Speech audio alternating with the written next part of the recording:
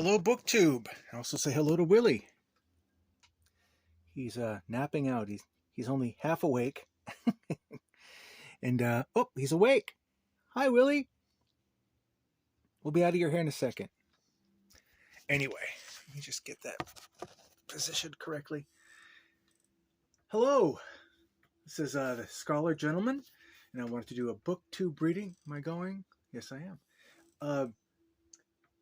I read The Hardy Boys, The Missing Chums to clear my palate.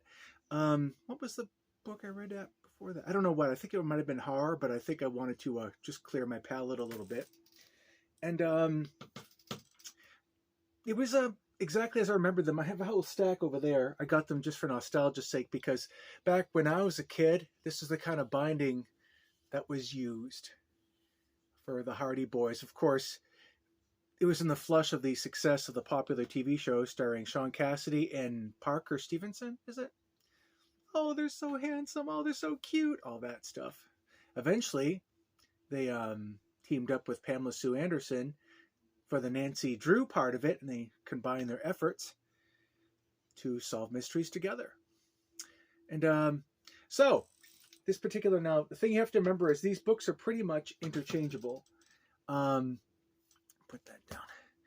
These books are pretty much interchangeable in that you have two clean-cut, all-American white kids solving mysteries, and their dad is a former police chief, now private investigator, who they lean on for help from time to time, just to kind of remove the blocks. When you're writing a detective story, there's all kind of legal blocks that you have, like for investigating it. It helps to have a guy in the know who can remove some obstacles for you when you're doing your investigation. But yeah, I have to say it was fun. It was more interesting than I thought it was going to be, than I remembered. But, just basically it involved something was robbed. It involved a robbery of some kind.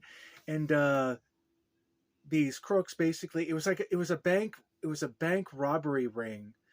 And they were hitting the entire country at once. And Bayport was one of the victims. And they were hiding the loot in one of the caves off of Bayport. So, of course, at a masquerade party, a Halloween party, I believe, the two chums of Frank and Joe Hardy, Chet and Biff, those are their names, they get kidnapped. They're wearing I think they were both wearing gorilla suits. I don't know. But they both got kidnapped thinking that they were the Hardy Boys. So now our heroes have to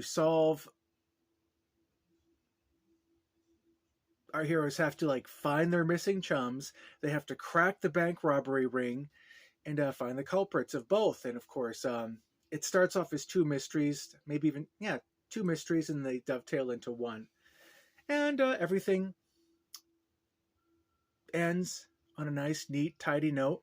A thing I'd learned about the Hardy Boys series, and I logged this into Goodreads, is I didn't know that these originally were out in the 30s.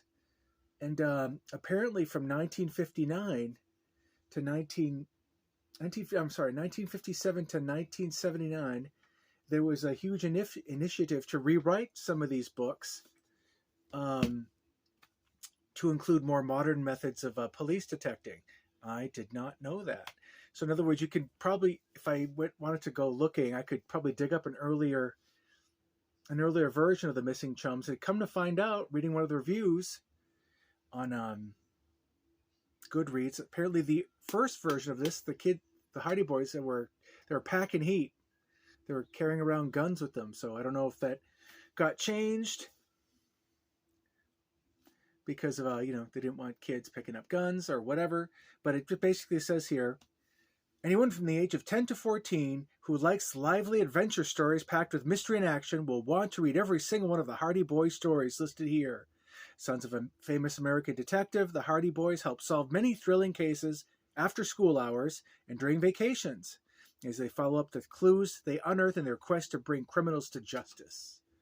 I suppose there's worse ways to spend your free time for a two red-blooded American brothers.